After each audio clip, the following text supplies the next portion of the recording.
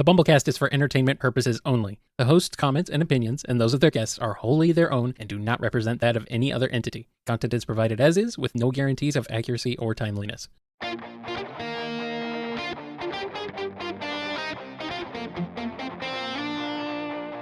It's a BumbleKast Mini, sponsored by Allison S. Those Drogune stonks are going to the moon! So let's keep on rolling with another Drogune Mini. How tall are the characters? I have poor spatial reasoning, so I think what I want to ask is if Lissy is the height of an average human child. Yes. Okay.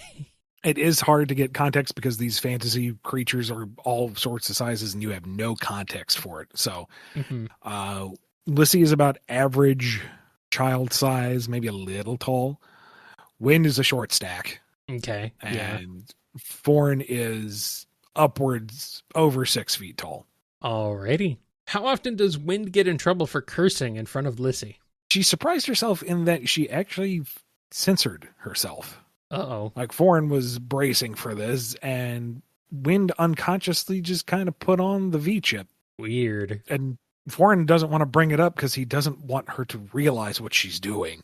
Because if she doesn't realize it, maybe she'll just stick to it. Mm-hmm, mm-hmm.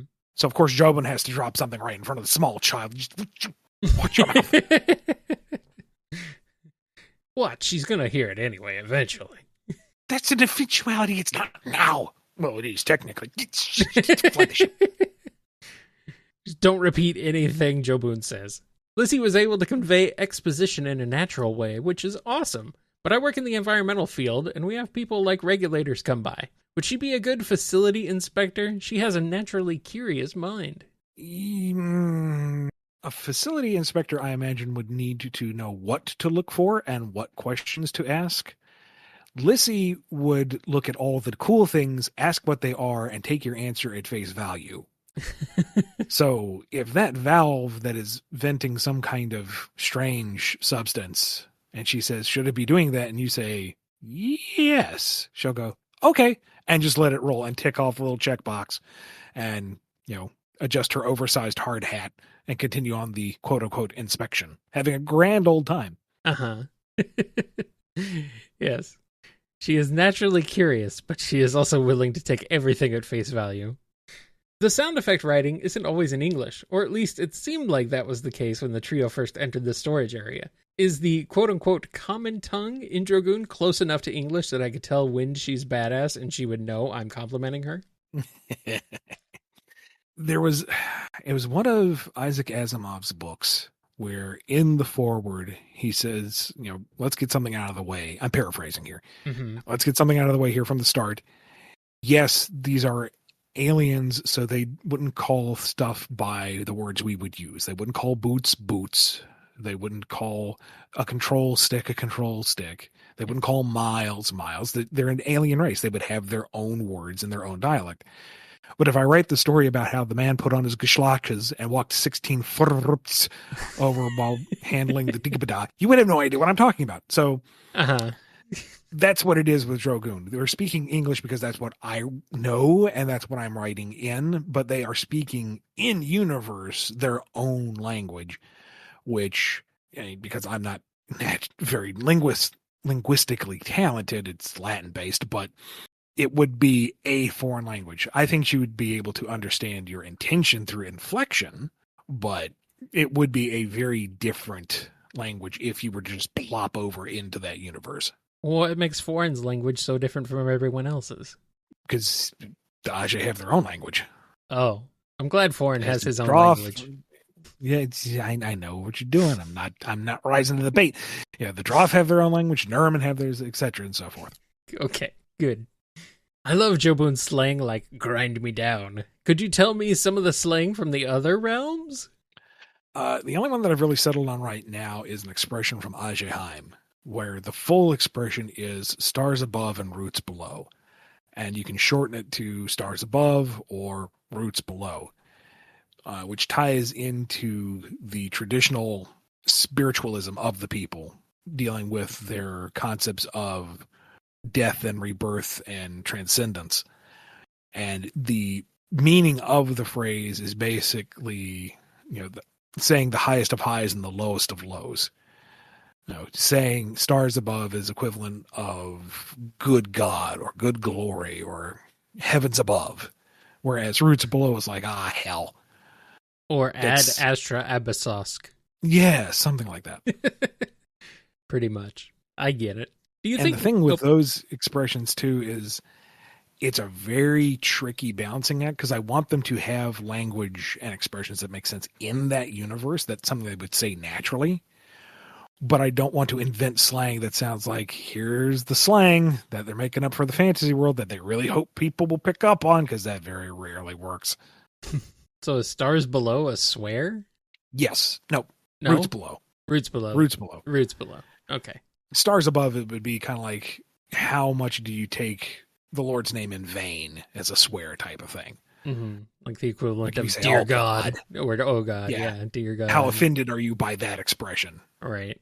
All right. Next question. Do you think Foreign knew Wind was, for lack of a better way of describing the complex emotions Adam depicted, upset when they visited the storage area? How about Jobun before they found the egg, I mean?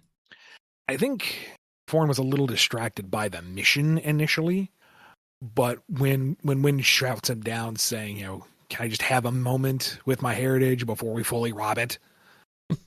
It clicked for him that he's being a bit insensitive, and he does know the pain of having to hide in plain sight, to be insincere with who you are almost 24/7.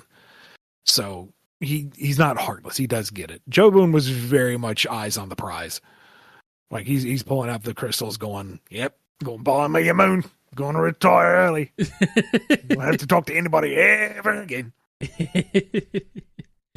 If you pointed it out to him like, hey, she's kind of upset by this, he'd be like, oh, well then I'll just rob it myself, carry it, and she don't have to bother with it. Hello, Jobun. Is there a way to get Lux's sick outfit without joining the Knights of Galaxant? Asking for a friend. Pull off one of the highest stake heists you can imagine. And don't wear it in public, because you will be shot on sight. So, you're saying there is no other way other than joining the Knights of Galaxant? Yeah, it is the highest rank short of the Forever King himself. There are regulations, stipulations, restrictions. Mm-hmm. Well, luckily for you, Allison, Drogune is a fictional world, but in the real world, you can just build your own outfit. Yo, if somebody actually cosplays as any of these characters, for the love of God, let me see. Please. Yes, I want to see it. Ian wants to see it. You can figure out how to make Wynn's hair work in real life. I will applaud you. Lots of gel. I noticed that the radio bubbles look like parchment. That's cool. Do you or Adam do the lettering and bubble? Adam does everything, aside from the script. Adam is a insane man. Absolute dynamo. So he does all the lettering and everything, too. Man. Yep. That guy. What a guy. I hope you're paying him. Oh, yeah. Okay. Good. Oh, absolutely. That would be a little awkward. But then again, he's your friend, so still. And he has done a lot of work pro bono to get things moving. That's what I think. Yeah, that's what you've said before, yeah. He's absolutely compensated for his work on the book, and once the book starts to turn a profit, he's getting 50% of it. Like, he built Drogune. He is always going to see a dime from Drogune. Good. He could walk away tomorrow. He's still going to see money from Drogune if it makes any. Good. I owe him that much. Good. So, go out there and buy Drogune, people. Make sure these guys get paid for their work. The Droff that Wind rescued was put in bunk 4. Presumably the other bunks are taken, so who are the roomies? Wind and Lissy, we know they cuddle. Or Foreign and Jobun? Do Droff need to sleep? Foreign has his own bunk. Jobun has his own bunk because sometimes he likes a little private time himself. Get away from these people. I like to think that Lissy technically had her own bunk for a little while, but it became I can't sleep, can I sleep with you, with each 3 of them kind of on rotation. So yeah, no, she technically might have a bunk, but that's where she keeps her stuff. She sleeps with everybody else. It's like, which bed will the kiddo crawl into this time? And can you get enough sleep with her rolling over and kicking you in the ribs? Droth say they don't need sleep and technically may not necessarily need it. But if a Droth has been up and operational for days, weeks, months on end, they're going to be noticeably more sluggish compared to a Droth that is well rested. Same goes for eating or drinking. They say they don't need to intake anything like you fleshy types, but you have a well-nourished Droth and you're going to see a night and day difference. That makes some sense. We've got one last question here from Allison. We saw Drogune listening to music. What are the crew's favorite genres and how are their singing voices? Can they play instruments? Wind likes anything particularly loud and violent. Good. She can't really sing. She might be all right as like a screamo bit, but I don't know if she's got the rhythm for it. She's not terribly musically inclined. Vocally or disciplinedly. I don't think she has the patience to learn any instrument, and no drum set would survive her. Lissy, I imagine, has an adorable, excellent singing voice.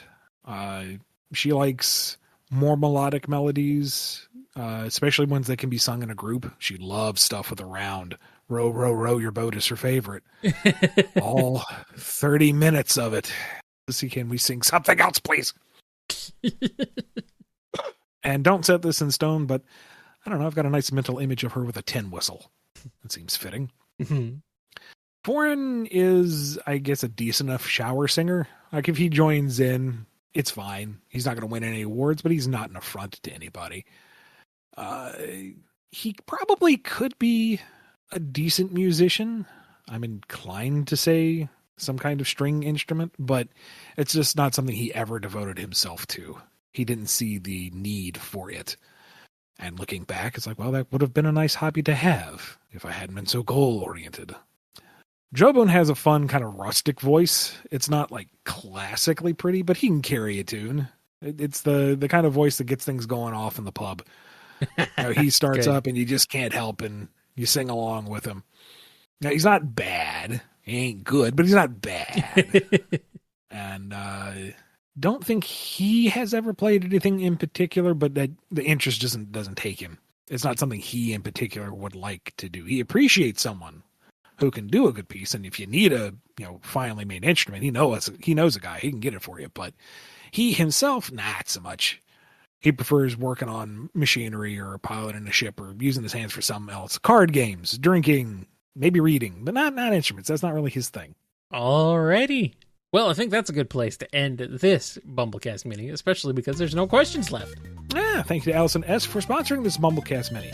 If you want one of your own, head over to patreon.com/BumbleKast, Ko-fi.com/BumbleKast, or be a YouTube member. It doesn't have to be Drogune-centric, but I don't mind if it is. Be good to yourselves, be good to each other, and we will see you next time on the BumbleKast. Bye!